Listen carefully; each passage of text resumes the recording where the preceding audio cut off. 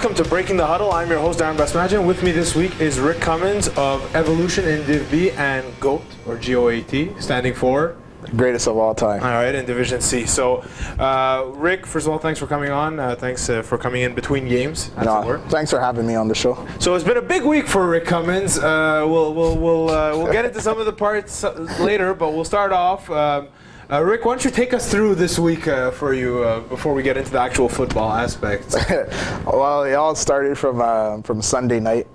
It was after the last game, and George, the referee, he came to me and Mo and told us that Chad Johnson is in town. Chad Ochocinco. Oh, sorry, yeah, that's right. Chad Ochocinco is in town.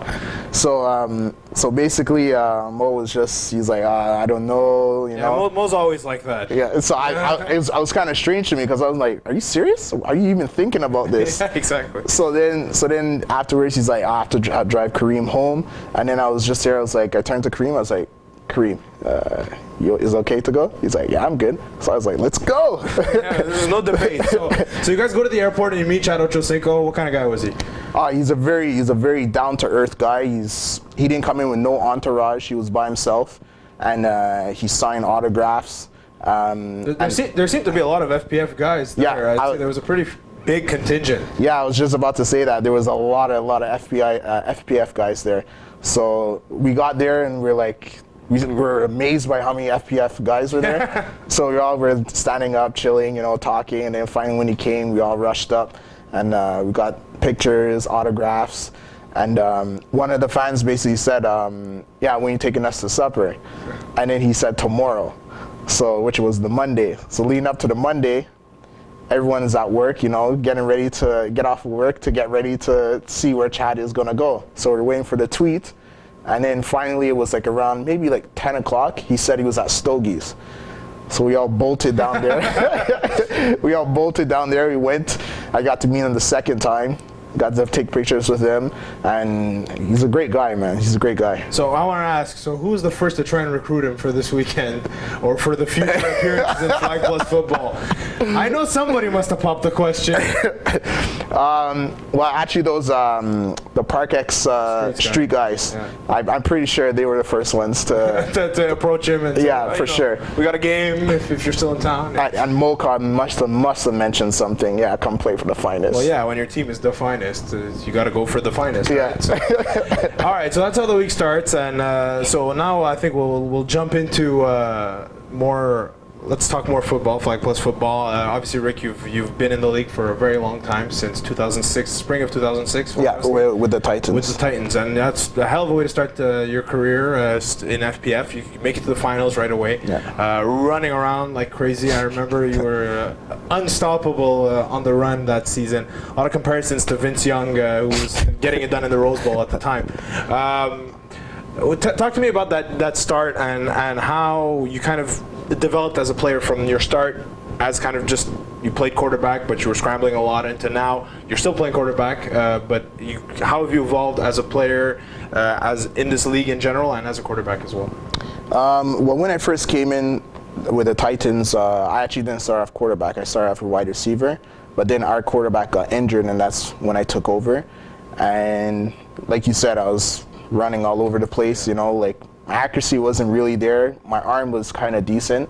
But then throughout the years, when I took off of quarterback and went to wide receiver and playing defender, I started reading the plays, reading what certain players do and everything, leading up to now where it's a lot easier, and I'm trying more to be a pocket passer. So it's a long process. It's getting there, but it's working. And as I said, so the first season you make it to the finals. Now in the back of your head you must have thought, oh, this is easy. I'm going to do this every season. Now, how long did it take to get back to the finals for you? To the finals? Yeah. Just this winter. Past winter. Yeah. So what happened that, because obviously you bounced around, you played on many teams. Many teams. You are probably the free agent of Flag Plus football. I don't know, do you even have a count of how many teams you played with? Let's see. There was Titans, D-Boys, Shockers. I played with the Hurricanes that season, 06 as well. Okay. Monarchs? Monarchs. The U. Dark Horses, obviously. Dark Horses. And now I'm with Did I mention Shockers? You did. Okay. Now I'm with my own team, Evolution, and GOAT. So we'll see if anybody emails in with a couple of teams you may or may not have forgotten. For sure. There's obviously been quite a few. But talk to me about that.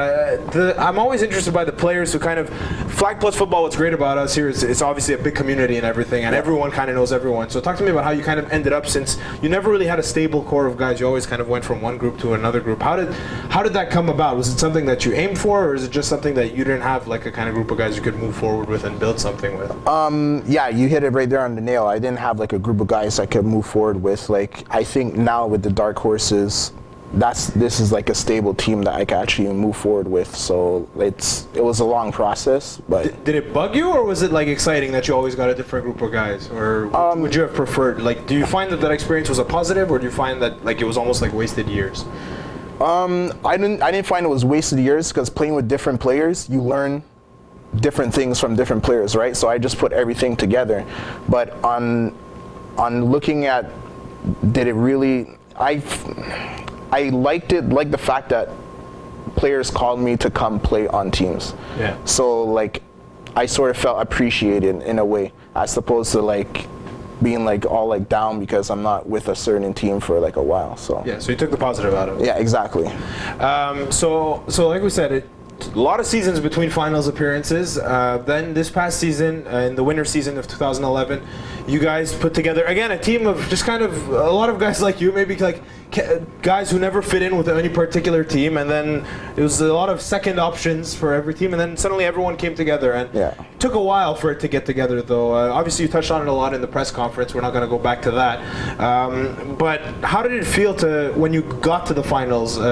You get to that point, you're thinking, well, I have this experience, I've been to the finals. Not too many guys on your team, I think, had ever been to the finals before, if any. Well, yeah, Edwards already won with Nixon's Renegades, and I lost to Wesley Joseph in the 06 championship. That's right. So beyond those two guys, the rest of the guys, obviously you guys had a pretty big roster, and all the other guys are somewhat inexperienced, either in Flag Plus or in championship experience. So what did you, before the game, did you say anything? You as a person who's been in the league a lot, or did you just kind of sit back and you felt that they're ready, you didn't need to say anything? Yeah, I basically just I sat back, and they knew.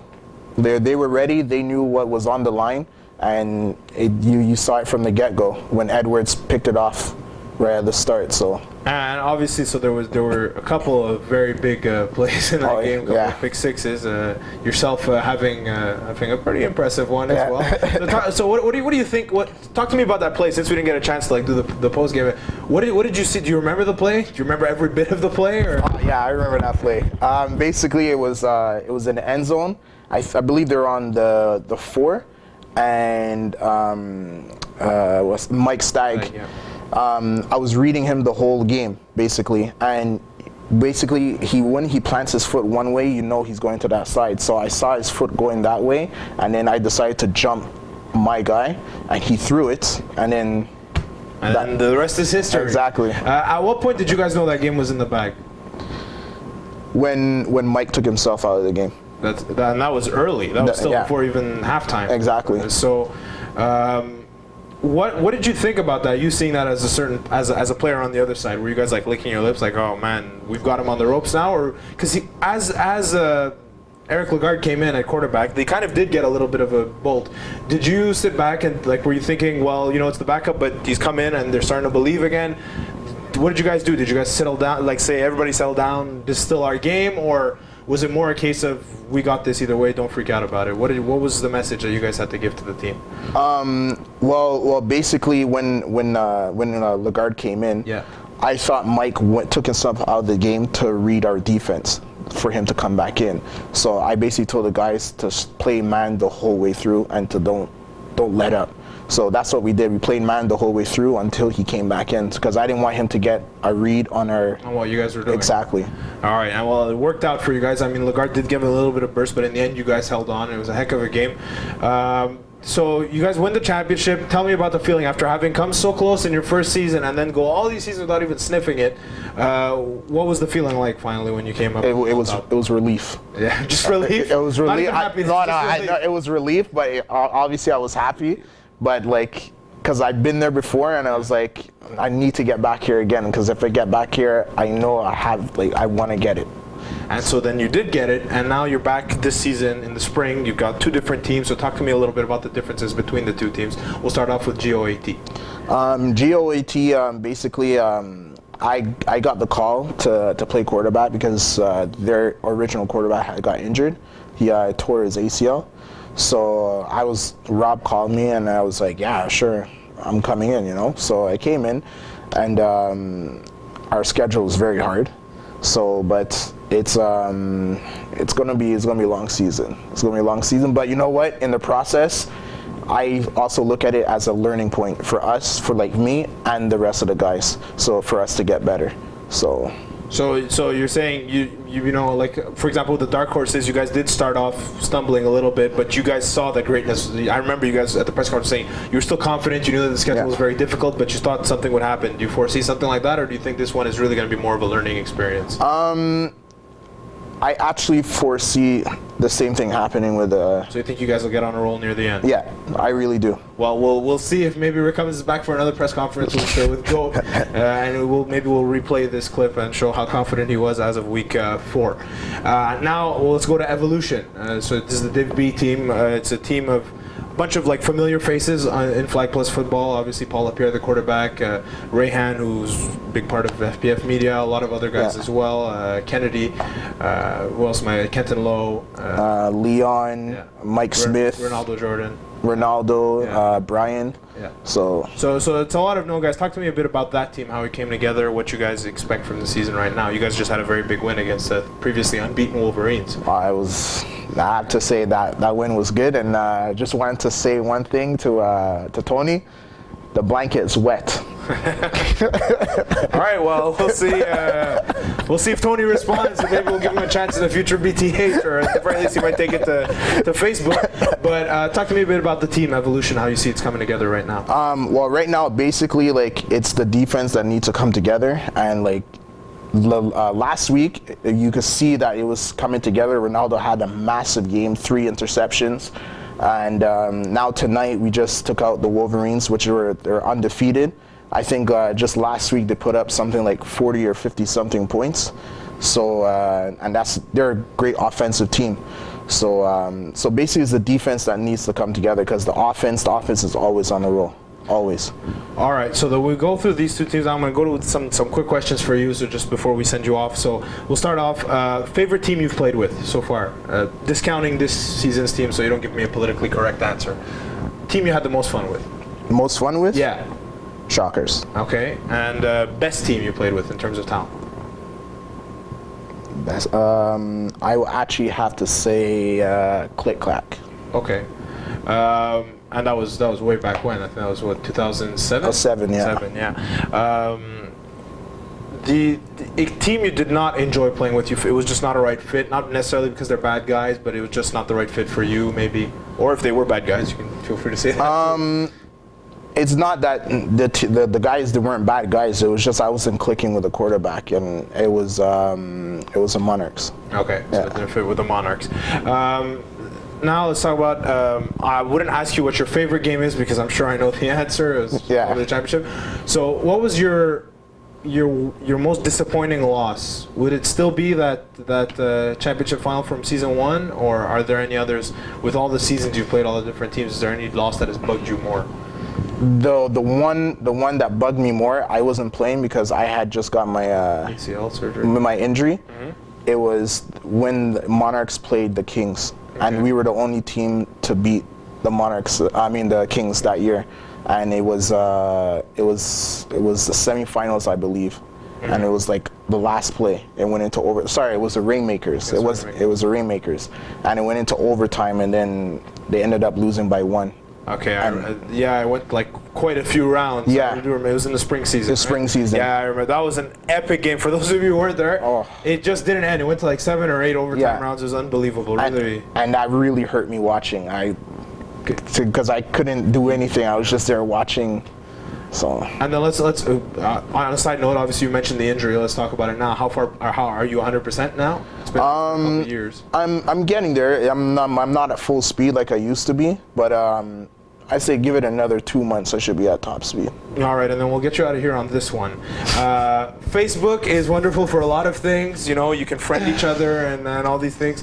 But it's also great, especially for us, and it's kind of a throwback to the earlier days of Flag Plus football when everybody was talking crap about everybody. But last week, Jason Prince goes on and talks some smack to you, and then you talk it back, and then we're talking 61 posts later where everyone and their grandmother have a say on it. I'm going to give you a chance here to kind of set the matter straight. What's the deal with Jason Prince and Rick Cummins? What happened to set this off? Well, there really isn't no deal. Like, honestly, like me and Prince, like we've been going at this for years, talking trash, but we usually talk trash to each other face to face. But then like this one day, I get text messages, oh, yo, Jason Prince is talking trash about you. I was like, what? Where? And they're on Facebook. I was like, so I go on the Facebook wall and I looked, and then I see that. I was like, Rick Cummins needs to enroll into defensive schooling, and he can't cover a baby in a blanket. So I was like, really? So then that's how it all got started. Well, is it kind of a more, is there general like animosity between, genuine animosity between you and Prince, or has it always just been kind of on the field smack talk in the past? Yeah, just on the field smack talk. And so is that how you take this now, just an extension of that, or do you actually feel like, man, I wanna shut this guy up good? Well, you know what? A bit of both. A bit of both. So it took it to the next level. Yes, it did. All right, so now there's been a lot of talk about Week 9 is the next matchup between your team and his team. Are you going to request, as was suggested, a man-on-man coverage on Jason Prince? And do you think he will do the same? All I gotta say this. Right. Week 9, Prince, you better show up. I swear you better show up. Don't run away. Don't be scared. Be there. Because I am going to man up on you, and I'm going to shut you down. So we got it. I'm really hoping Rob will make this game of the week, Week 9. And we can kind of just go nuts and really like film everything and see what. Maybe we'll have a camera specifically on that matchup. You know, we'll go all out. Maybe we'll even mic you guys up. I don't know. Everything's in play for Week 9, but it's going to be a nice thing to look forward to.